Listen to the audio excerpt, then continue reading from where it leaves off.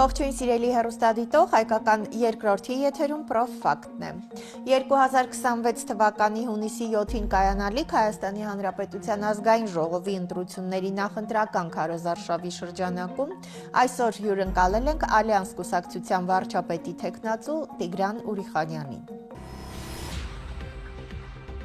Տիգրան Ուրիխանյան, քաղաքական հասարակական գործիչ, լեզվաբան, իրավաբան։ Ավարտել է Վալերի Բրյուսովի անվան պետական լեզվագիտական համալսարանի օտարլեզուների ֆակուլտետը, 2000 թվականին Երևանի կառավարման եւ կրթության զարգացման համալսարանի օտարլեզուների ֆակուլտետը, 2001-ին ՌՆԴ ուսումնական կենտրոնը, ձեռնարկությունների կառավարիչ, 2008-ին ավարտել է Երևանի միջազգային հարաբերությունների համալսարանի իրավաբանական ֆակուլտետը։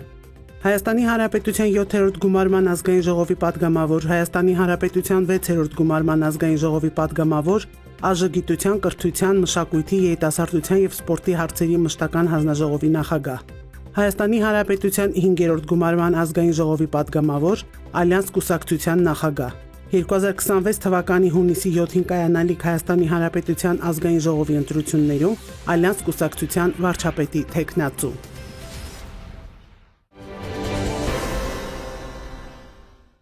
Բարի երեկո, պարոն Ուրիխանյան, շատ շնորհակալ եմ, որ համաձայնեցիք, ընդունեցիք մեր հրավերը։ Գիտեմ, որ հեռավար այս ձևաչափով շատ ակտիվ հետևում եք, ցավոք հեռավար ձևաչափով։ Այո։ Պարոն Ուրիխանյան, ուզում եմ ձեր գնահատական քարոզարշավի հիմնական մասը, կարելի ասել ավելի մեծ հատվածը ետևում է, առջևում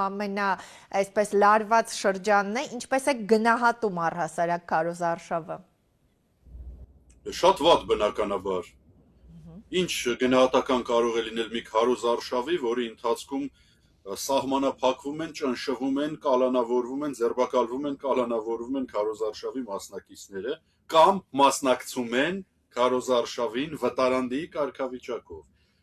չկատարելով որևէ հանցագործություն, բացարձակ առնչություն չունենալով ոչ մի վատ բանի հետ, հետախուզվում են, հետապնդվում են եւ մասնակցում են հեռավար։ Էլ ինչ գնահատական կարող է լինել իմ կողմից։ Դա խայտառակություն է, հատկապես երբ որ խնդրո առարկան ընտրությունների խնդրո առարկան, այսինքն իշխանություն կոչվածը, որին անհրաժեշտ է փոխել,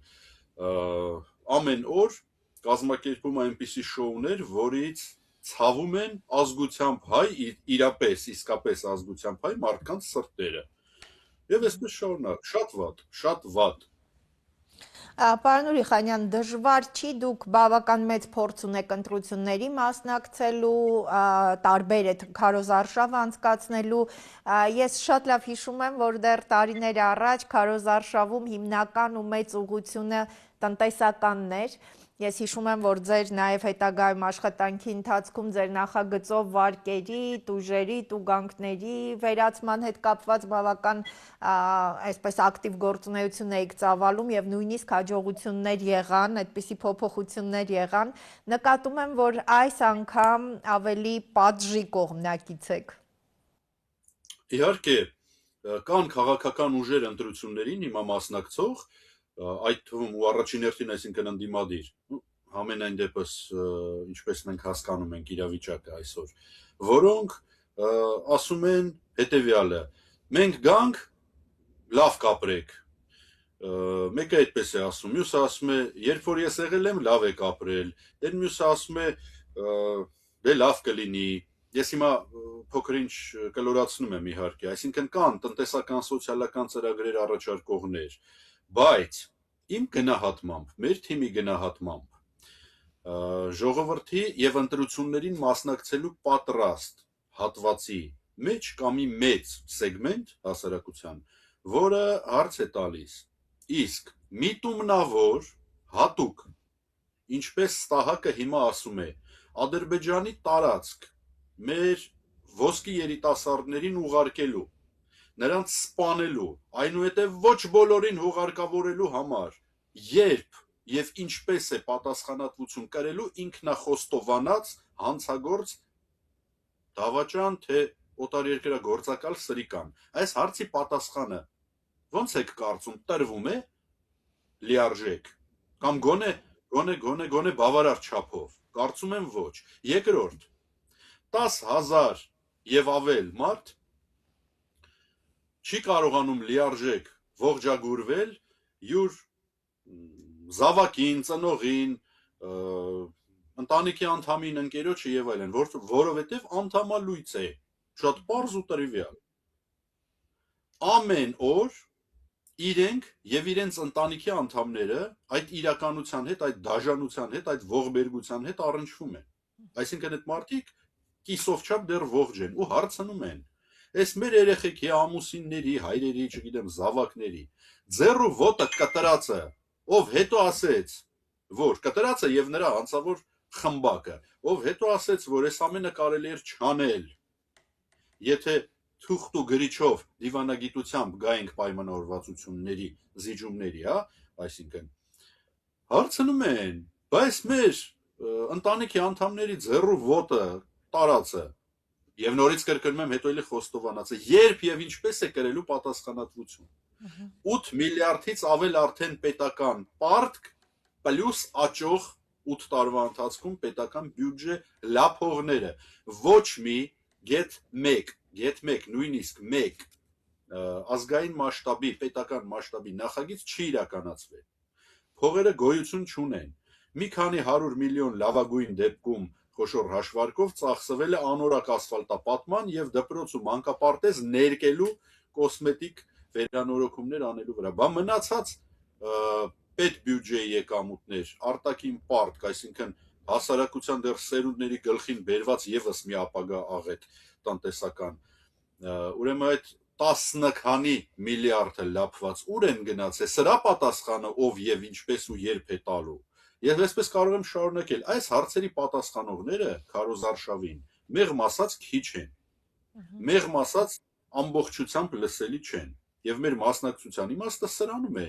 ինչպես դուք ճիշտ նշեցիք, շնորհակալ եմ, մարդկանց բացարձակ մեծամասնությունը իհարկե ճանաչում է, ով է Տիգրան Ուրիխանյանը եւ ինչ գործունեություն է ծավալում։ Հետեւաբար անկախ նրանից ընդունում են, չեն ընդունում, հավանում են թե ոչ, ընտրում են թե ոչ, բայց վստահ եմ, որ նրանք ծանոթ են, չնայած իմ նկատմամբ նախկինների ու ներկաների կողմից իրականացվող տոտալ տեղեկատվական բլոկադայի, նրանք վստահ են, որ այո, մեկ անգամ կյանքում մարդիկ ազատվել են դատական պրոցեսների մեջ գտնվող ժամկետանց վարկերի, ուրեմն մասով վարկառուները ազատվել են տույժերից ու տուգանքներից ընդամենը մեկ անգամ, եւ դա եղել է իմ նախագիծը։ Ուսման վարձի տարաժամկետում եղել է իմ միանձնյա նախագիծը, որ 2 եւ ավելի տեղ աշխատած մարդկանց համար կրկնակի ստաժի հետևաբար կենսաթոշակի բարձրացման վերաբերյալ եղել է իմ նախագիծը, որ զինծառայողների սոցիալական ապահովության մասով ուրեմն հավելումների նախագիծը եղել է ձեր խոնարհ ծառայի հեղինակած, որ պատգամավորները չպիտի ստանան օժանդակ ծախսեր հոդվածի ներքո 250 հազարական դրամ, իսկ մորոք 50 հազարական դրամ, ինչ որ փող, որովհետև դա անում էր իմ ժամանակ ընդհանուր առմամբ մոտ 80 միլիոն դրամ տարեկան, իսկ հիմա համապատասխանաբար բազմապատկեք 5-ի, իսկ այդ փողերը պիտի գնան 230 հազարի հասնող պաշտոնական վիճակագրությամբ ծայրահեղ աղքատներին եւ այլն եւ այլն, արտակարգ տնտեսման ռեժիմի մասին, դու չգիտեմ, սկսած ավտոկայանատեղիներից, ինչը պիտի բերեր խցանումների վերացմանը Հայաստանում, խոսքը գնում է Վերգետնյայի մասին, վերջացրած քրեական դատավարության, օրենսգրքով, վարչական եւ այլն, այսպես, այսինքն սոցիալական ուղղվածությունից սկսած միջև իրավական, իհարկե քաղաքական բնույթի նախագծերն էլ մեջ է։ Հիմա եթե անհրաժեշտություն կա, որ ես խոսեմ ծրագրերից, դե կարծում եմ, որ մի փոքր ժամանակավորեպ է, պահը չէ։ Հիմա անհրաժեշտ է խոսել իշխանափոխությունից, ծայրահեղ արմատական մեր կարծիքով մոտեցումներից, ազգային ողբերգության չեզոքացումից գոնե, հնարավոր ռեանիմացիայից, պետության եւ անպայման, խիստ, դաժան, օրինական, բայց չափազանց խիստ եւ դաժան պատժից, որտեղ դրա շահառուները, քաղաքական շահառուները էլեկտորալ դաշտում շատ մեծ են եւ նրանք չեն գնալու ընտրությունների, եթե չլսեն այդ հարցերի պատասխանները, լինելով ընդդիմադիր։ Սա է եղել իմաստը մեր ընտրություններին մասնակցելու քարոզարշավին մասնակցելու, ամեն ինչ հասկանալով, ամեն ինչ հաշվարկելով, այո, դուք ճիշտ նկատեցիք, իմ քաղաքական փորձը արդեն քառորդ դարյա կենսագրություն ունի։ Ես մասնակցել եմ իմ կյանքում 5 ընտրությունների, սա չհաշված, որոնցից 4-ին ընտրվել եմ, այդ թվում վտարանդիության ժամանակ Հայաստանի Հանրապետությունից դուրս գտնվելով նախանցած տարի Երևան քաղաքում։ Իհարկե դա եղել է ուրեմն կոլաբորացիոն լավ իմաստով ուրեմն նախագիծ, քաղաքական պրոյեկտ հայտնի ուժի հետ միասին եւ անկախ ֆորմատից խոսքը գնում է նրա մասին, որ կարելի էր զանազան ձևերով այս ընտրություններին մասնակցել եւս, հասկանալով բոլոր հնարավորությունները, պոտենցիալը, անցնելու չանցնելու շանսերը, բայց մենք ընտրել ենք գիտակցաբար սա, մենք ընտրել ենք գիտակցաբար մեր յուրային գիծը եւ օգտագործել ենք ու հիմա օգտագործում ենք այս քարոզարշավը, որպեսզի մարդկանց խոստանանք կամ հիմա ժողովուրդը կընտրի ոչ Նիկոլ Փաշինյանին եւ ոչ էլ նրա սպոյլերներին, որովհետեւ բոլոր նրանք, ովքեր շեմը անցնելու հաղթարելու հնարավորություն չունեն, բայց մասնակցելու են այս ընտրություններին, ապահովելու են Նիկոլի ու իր հանցավոր բրիգադայի համար միակ վերարտադրվելու հնարավորությունը, միակ։ Ակնհայտ է բոլոր հետազոտություններով եւ անզեն աչքով դիտարկելիս, որ նրանք չեն հաղթում, չունեն հնարավորություն մեծամասնություն ձևավորելու առանց փոշիացված բոնուսային ձայների, որոնք եթե այսպես շարունակվի 20 եւ ավելի տոկոսի են հասնելու։ Հետևաբար բոլոր նրանք, ովքեր ապահովեն, մասնակցեն, շեմը չհաղթարեն, հիմա հետազոտում են, մի քանի օր հետո եւս կանեն ինչ որ ուսումնասիրություններ, չնայած արդեն ժամանակ չկա, կհամոզվեն իրենց համար, դա դժվար չի, չէ՞, մի քանի հոգի բաց թողել քաղաքներ, ասենք մի քանի աշխատանքային ժամի ընթացքում պարզել ունես անցնելու հնարավորություն թե չէ։ Հետևաբար նրանք, ովքեր գիտեն, կիմանան այսօր, վաղը, մեր այս խոսակցությունից հետո, որ չեն անցնելու, բայց կմասնակցեն, ուրեմն անկախ նրանից, ինչ դրոշակ են կրում, ինչ երթումներ են ուտում, ինչ են ասում, ինչ են խոսում, ինչ են խոստանում եւ ինչ են երթվում ու ինչ են ծախսում այս ընթացքում, նրանք ապահովում են Նիկոլի, նրա հանցավոր բրիգադայի, թուրք-ադրբեջանական գործակալների եւ նախկինա ներկայական ժողովրդի մարդկանց արունը խմող, հայությանը կեղեքող, հանցավոր այդ ուրեմն ինչի չգիտեմ էլ անունը ինչ դնեմ, մի սարսափելի բան է, ռեգիոնալ մասշտաբի մաֆիայի պրոլոնգացիան, շարունակությունը, հաղթարշավը ակերտների մեջ, այսինքն Նիկոլի վերընտրությունը։ Շատ պարզ բան ասեցի, չէ՞։ Հիմա դուք ինձ հավանաբար կտակ տապալող հարց հանդիպակաց, ճիշտ է։ Չէ, տապալող հարց չէ։ Ես հիմա ուզում եմ, պարոն Նուրիխանյան, հասկանալ, դուք նշում եք, որ պետք է խստացնել եւ օրինական ու դաժան պատիժ նախատեսել։ Դուք շատ լավ գիտեք մեր դատական համակարգի այսօրվա վիճակը եւ դուք նաեւ որպես մասնագետ գիտեք, որ շատ արագ վերականգնվելու հնարավորությունները իրավաբանության մեջ միշտ չէ, որ այսպես շատ աշխատող են։ Ինչպես եք պատկերացնում այդ պատժի խստացումները եւ Հայաստանի դատական իրավապահ համակարգի ռեանիմացիան, ինչպես նշեցիք, զուգահեռ։ Դե օրինակ, եթե դուք ընդդիմադիր հաղթող ուժերի կոալիցիոն ձևաչափի կողմից կայացված որոշման արդյունքում նշանակվեք Հայաստանի Հանրապետության վարչապետ, գալիք ամսվա, ասենք 8-ին կամ 10-ին կամ 18-ին, եւ ինձ նշանակեք Հայաստանի Հանրապետության գլխավոր դատախազ,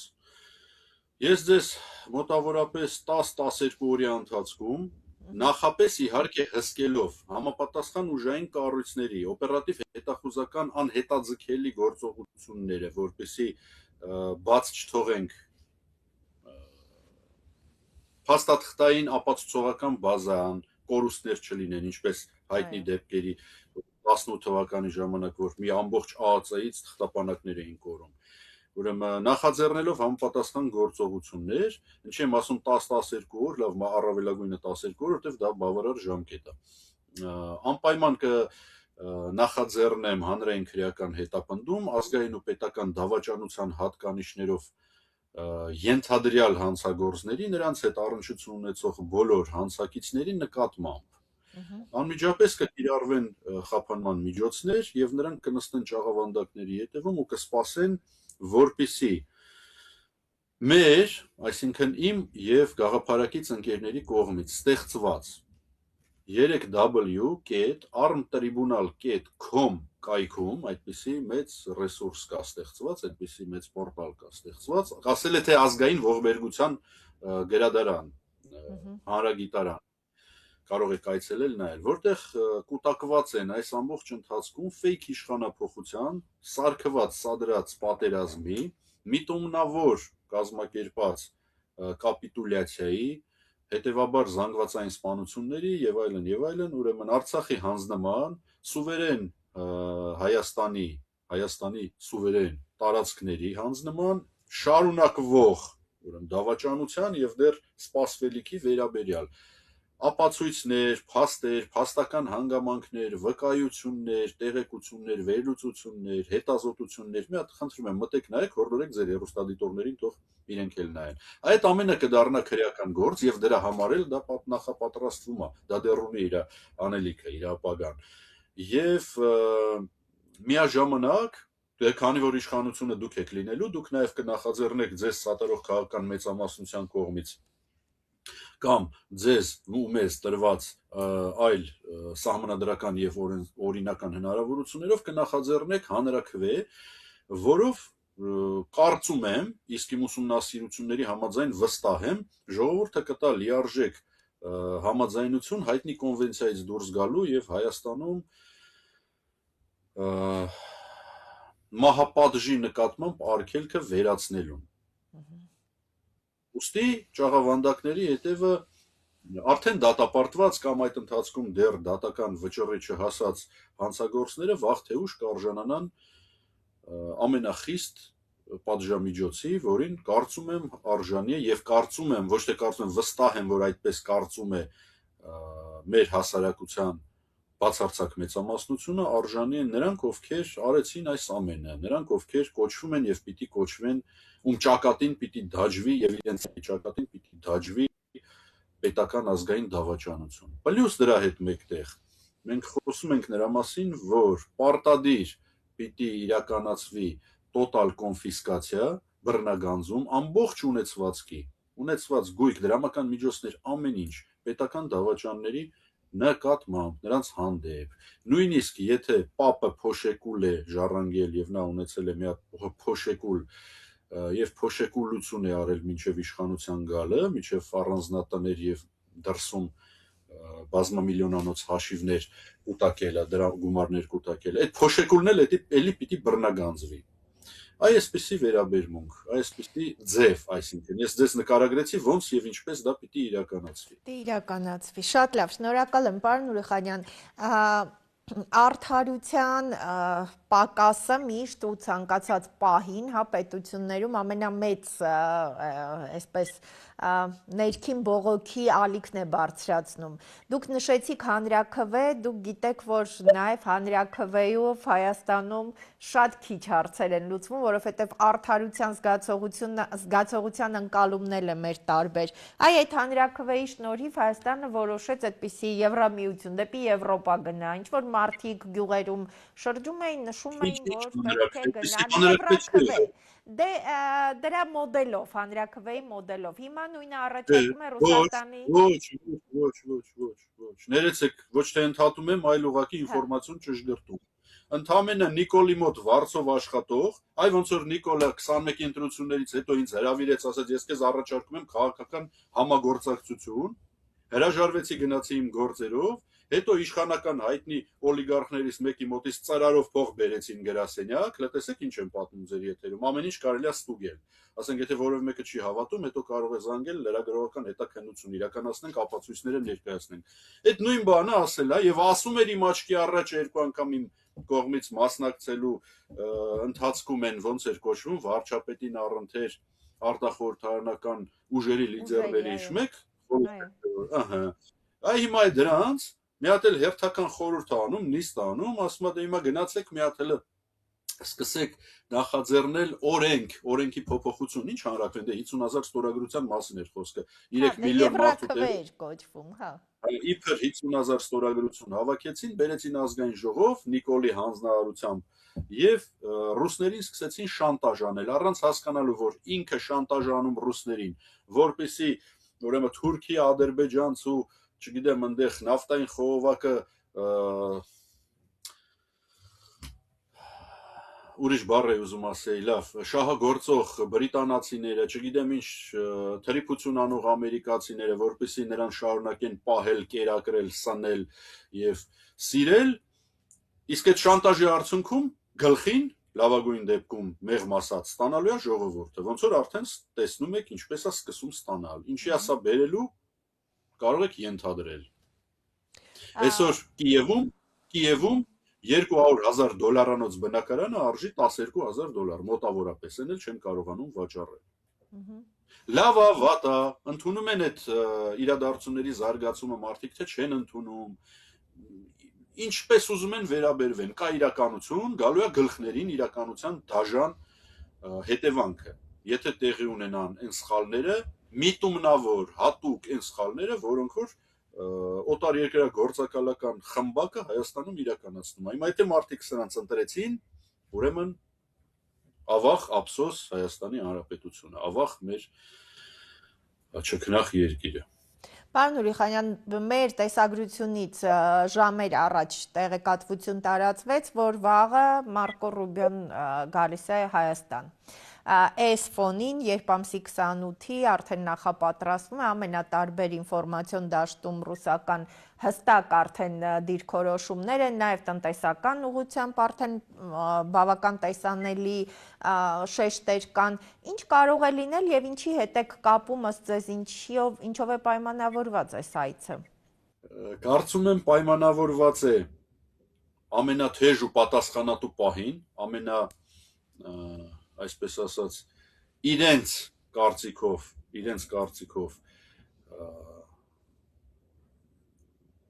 ճշմարտության պահ ասեմ, ինչ ասեմ, այդ մոմենտ իստինի, հա, այսինքն լինել չլինելու պահին էս առումով, ճշմարտության ոչ թե ճշմարտություն բացահայտելու, այլ ինչպես նշանակում է այդ արտահայտությունը։ Պատասխանատու պահին նրանց անհրաժեշտ է տոգորել, ոգևորել, ոգեշնչել, լրացուցիչ երաշխիքների տպավորություն ստեղ տիրություն անել, բզբզալ, լավ բառ գտա այսօրվա արդի ներհայաստանյան խոսույթի բառարանի համապատասխան, բզբզալ անհրաժեշտ, գալիս է որ բզբզա, որպեսզի եւ հսկի, որպեսզի սրանք հետ չընկնեն իրենց կուրսից, իսկ այն ինչ սպասվում է ԵԱՏՄ տարածքում եւ ձևաչափում, ԵԱՏՄ նկատի ունեմ քաղաքական տարածքում, այո, հիշյալ ամսաթվերին, մեզ համար արդեն հայտնի է։ Ինչ է լինելու դրանից հետո լինելու է էներգետիկ ճգնաժամ, այսինքն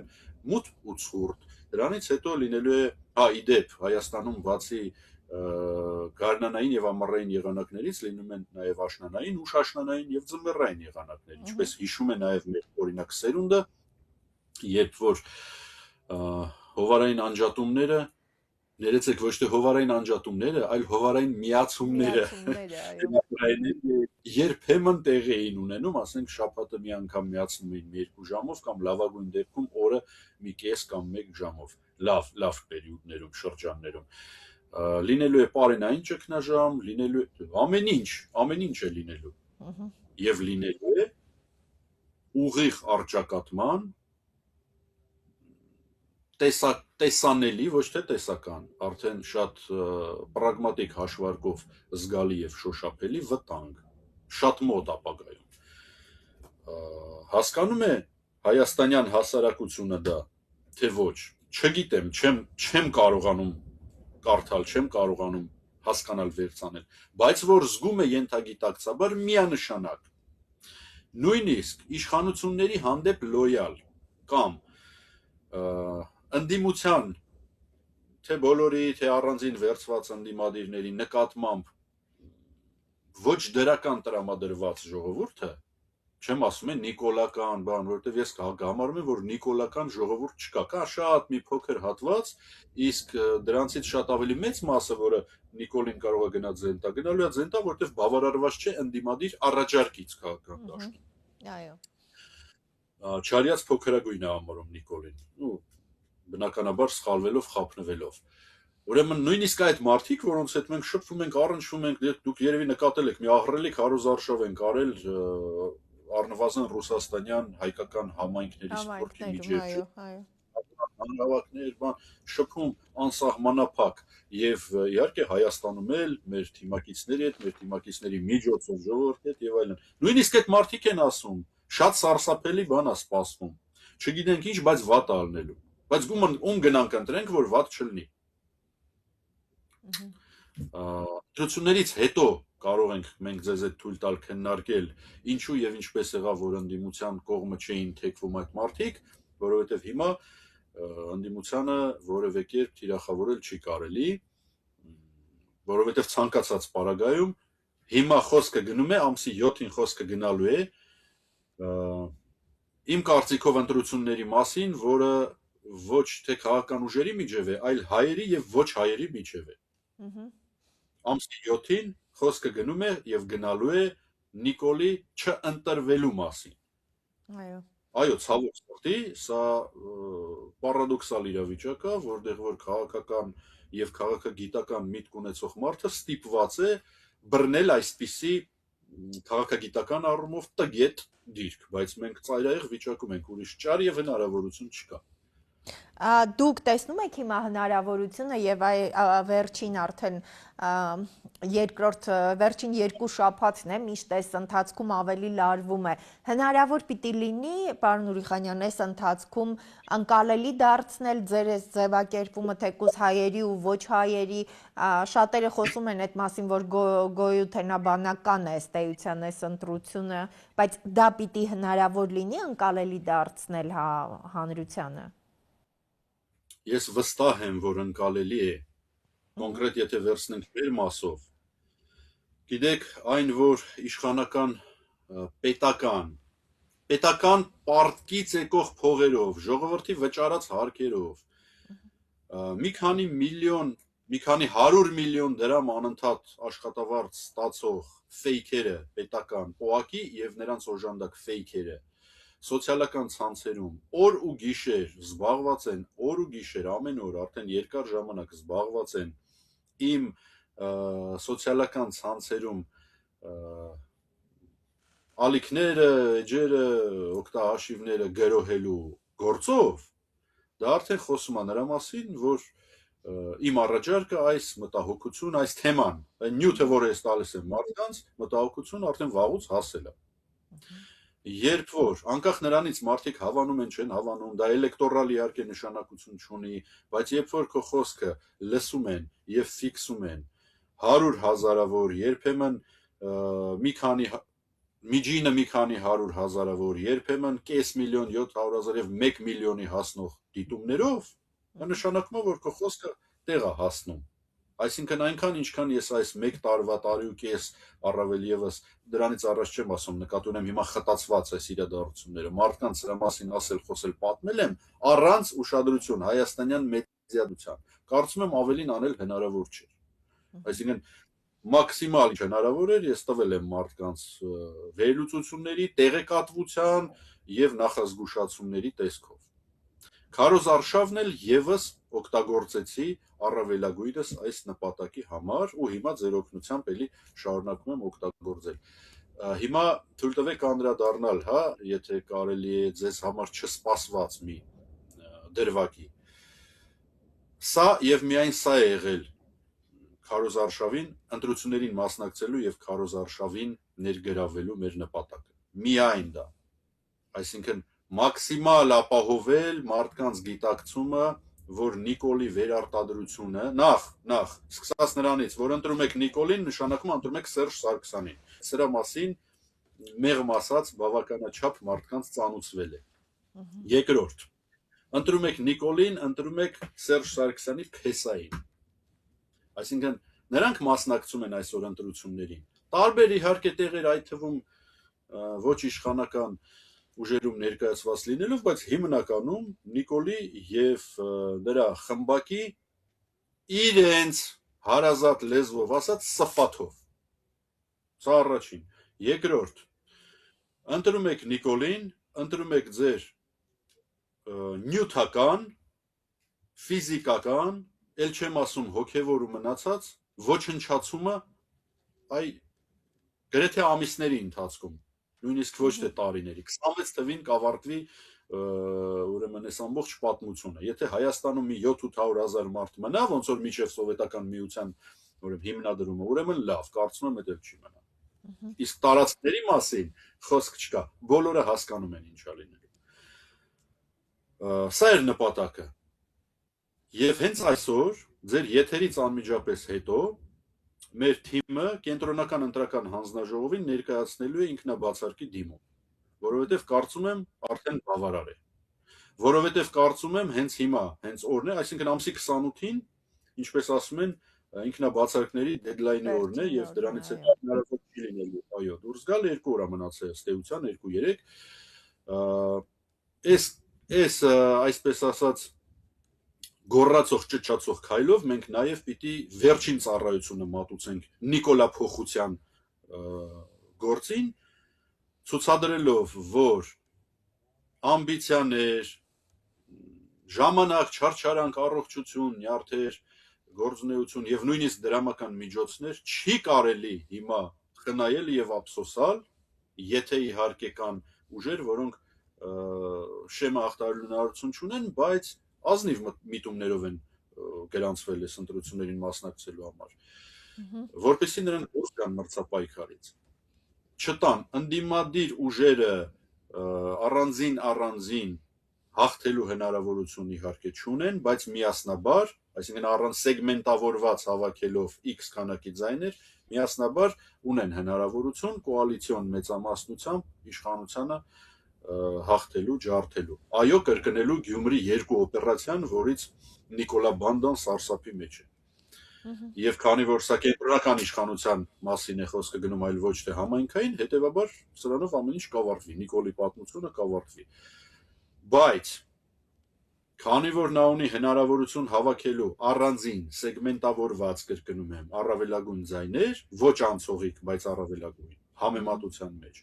ապա բոնուսային փոշիացված ձայների միջոցով շնորհիվ նա վերընտրվելու ռեալ հնարավորություն ունի, ինչը հիմա տեղի է ունենում։ Ուստի մենք հիմա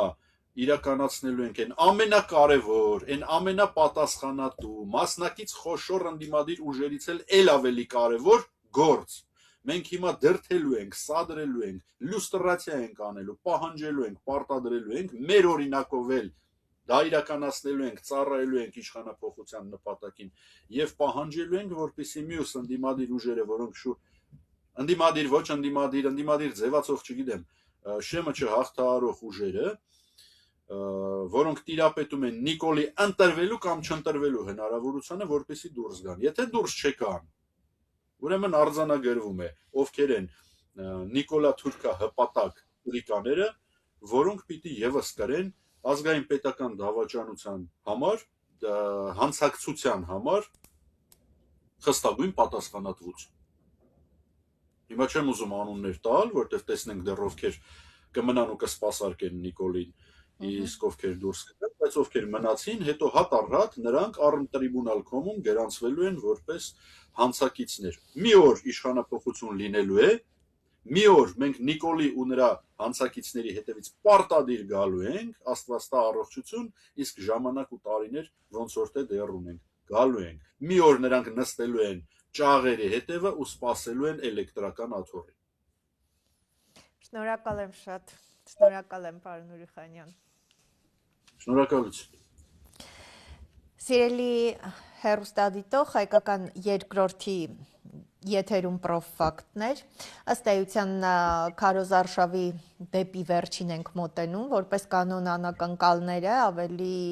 այսպես որոշակի նաև գործնական քայլերը վերջին շրջանում ավելի շատ են լինում,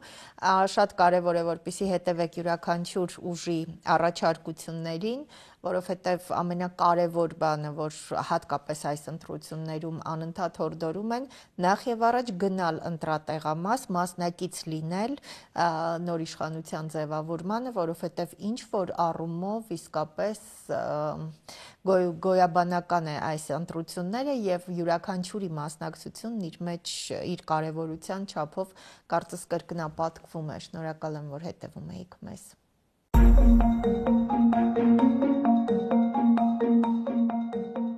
Հունիսի 7-ի ընտրությունը հայ լինելու եւ հայ չլինելու մասին է։